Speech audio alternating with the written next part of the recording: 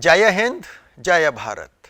दोस्तों, भगत सिंह पत्र व दस्तावेज के भाग 9 में आपने देखा भगत सिंह द्वारा साथी सुखदेव को जेल से लिखा वो पत्र जिसका सार था कष्टों से भागना कायरता है।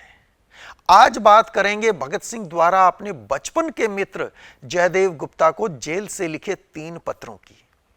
वैसे भगत सिंह द्वारा जयदेव को लिखे कुल 4 पत्र उपलब्ध हैं, पर आज बात करेंगे 3 की।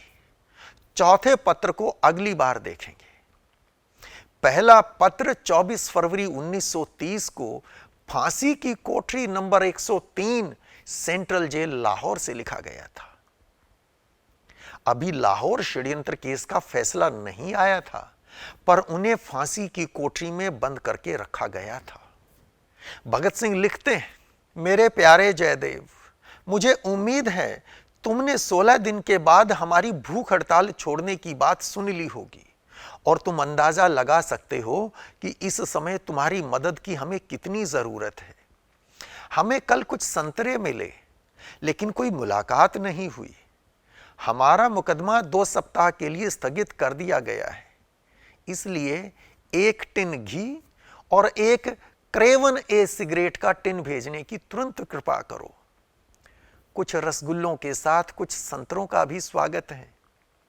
सिगरेट के बिना दत्त की हालत खराब है। हमारी जरूरतों को अनिवार्यता समझ सकते हो। अग्रिम आभार सहित, सच्ची भावनाओं सहित तुम्हारा Bhagat Singh. Copy 2, mister Jaidev Prasad Gupta, care of provincial Congress committee, Bradlaugh Hall, Lahore. यह था पहला पत्र। दोस्तों, जेल में भगत सिंह ने पहली बार भूख हड़ताल शुरू की थी 15 जून 1929 को, जो 4 अक्टूबर 1929 तक चली थी। दूसरी बार जनवरी फरवरी 1930 में हुई, जो 16 दिन चली।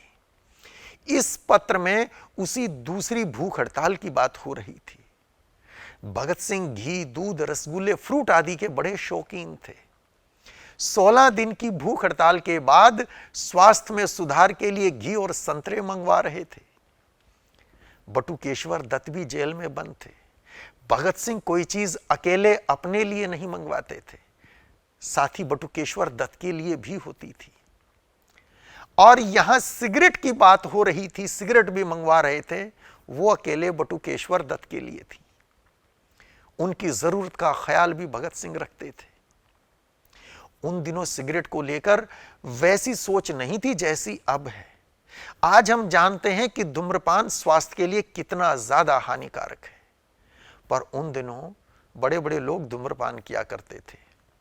नेहरू जी भी करते थे, नेताजी सुभाष भी करते थे, बहुत लोग करते थे। खैर, देखते हैं भगत सिंह द्वारा जयदेव गुप्त को लिखा दूसरा पत्र, जो लाहौर सेंट्रल जेल से ही 28 मई 1930 को लिखा गया। इसमें भगत सिंह लिखते हैं, प्रिय भाई जयदेव, आज फिर तुम्हें कुछ तकलीफ देने के लिए मैं यह खत लिख रहा हूं। उम्मीद है कि तुम बुरा नहीं मानोगे।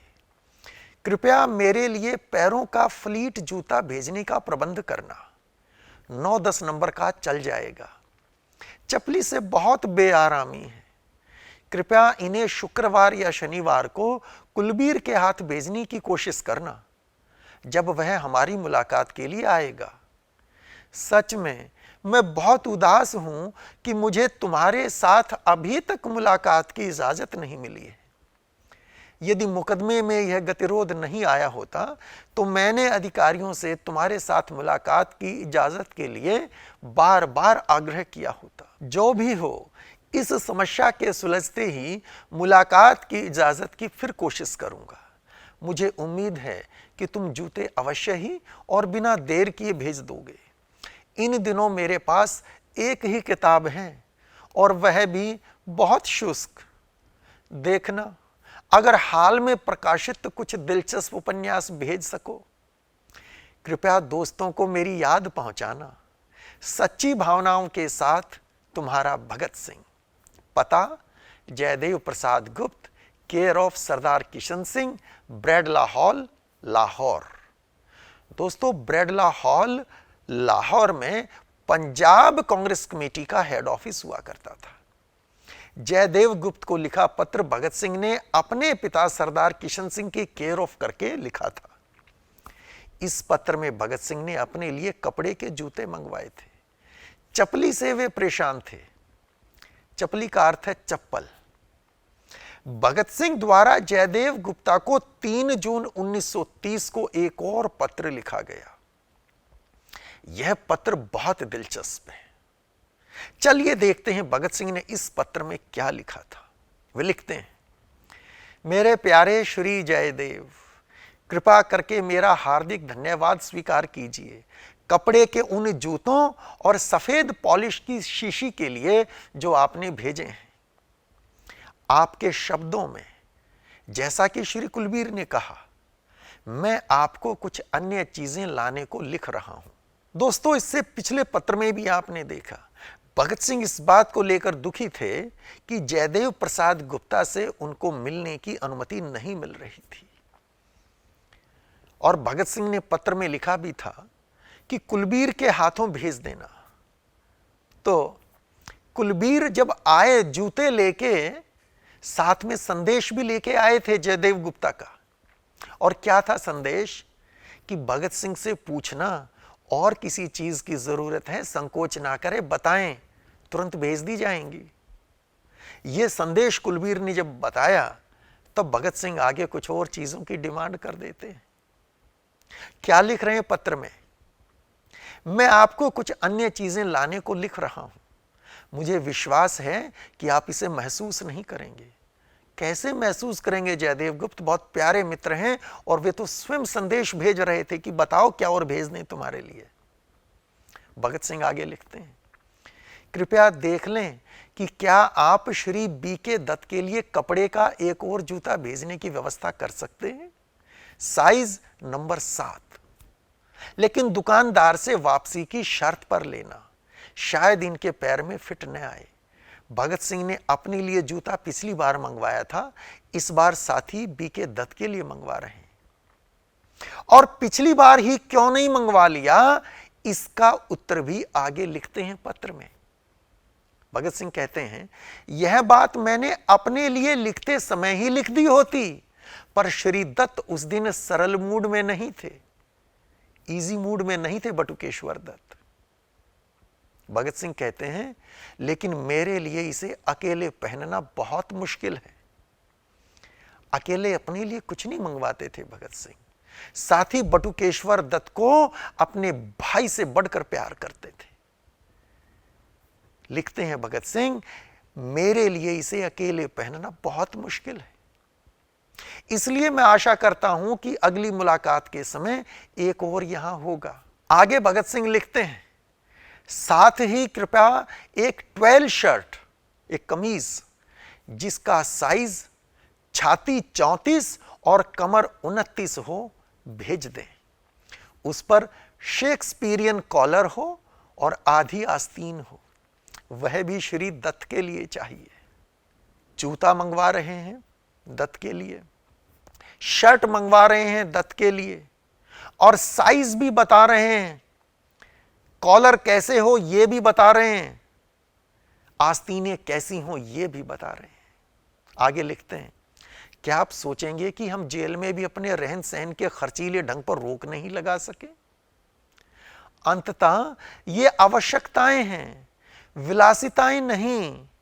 नहाने और व्यायाम करने के लिए किसी मुलायम कपड़े के बने 2 लंगोट भी भेज दें, और कपड़े धोने के साबुन की कुछ टिकियाएं भी, साथ ही कुछ बादाम और स्वान इंक की एक शीशी भी। भगत सिंह जेल में व्यायाम भी कर रहे थे, बादाम खा रहे थे, पिछली बार आपने देखा घी भी मंगवा रहे थे, लंगोट भी मंगवा रहे हैं। लेकिन इतना ही नहीं, अध्ययन निरंतर हो रहा है। स्वान इंक की शीशी लिखने के लिए चाहिए, और बटुकेश्वर दत्त के लिए शर्ट मंगवा रहे हैं। फांसी का दिन निकट आ रहा था, पर जेल में भी साधना बराबर चल रही थी। आगे लिखते हैं भगत सिंह, सरदार जी के बारे में क्या खबर है? सरदार जी यानी पिताजी, क्या वे लुधियाना से वापस आ गए हैं? इन दिनों कचहरी बंद रहेगी और मुकदमा आगे नहीं बढ़ेगा। यदि वे नहीं आए तो उन्हें लाने के लिए किसी को भेज दें। जो भी हो, उनके और मेरे मुकदमे का अंत करीब ही है। कह नहीं सकता कि हमें एक दूसरे से मिलने का और अवसर मिलेगा या नहीं, इसलिए उन्हें तुरंत बुला लें ताकि वे इस सप्ताह में मुझसे 2 बार मिल सकें। यदि जल्दी ही नहीं आ पा रहे हैं तो कृपा कर कुलबीर और बहन जी को मुझसे मुलाकात के लिए कल या परसों भेज दें। मेरे मित्रों को मेरी याद दिलाना। क्या आप फारसी का एक कायदा उर्दू अनुवाद सहित भेजने की व्यवस्था कर सकेंगे? 4 आने की सूची भी भेज दें। तुम्हारा भगत सिंह। दोस्तों, अंग्रेजों के विरुद्ध उन्होंने महायुद्ध छेड़ रखा था। उनके पिता सरदार किशन सिंह भी जीवन भर रणभूमि में रहे थे और उन दिनों लुधियाना में उन पर भी मुकदमा चल रहा था। हो सकता है पिताजी को सजा हो जाए और फिर ना मिल सकें, और हो सकता है यहां मुकदमे का फैसला हो जाए, फांसी निश्चित है, पता नहीं बाद में मुलाकात हो कि ना हो। तो अच्छा है अभी आ जाएं तो मुलाकात हो सकती है। और यहां रुक नहीं रहे हैं, आखिर में चलते चलते पत्र समाप्त करते समय फिर लिख देते हैं कि फारसी का कायदा उर्दू अनुवाद सहित हो सके तो भिजवा दो। भगत सिंह फारसी भी सीख रहे हैं।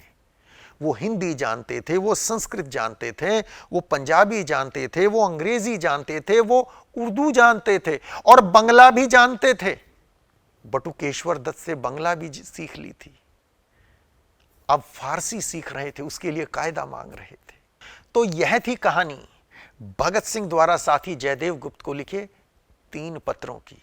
अगली बार देखेंगे भगत सिंह द्वारा जयदेव गुप्त को लिखा एक और पत्र। यह जानकारी कैसी लगी कमेंट बॉक्स में लिखकर जरूर बताइएगा। जय हिंद, जय भारत।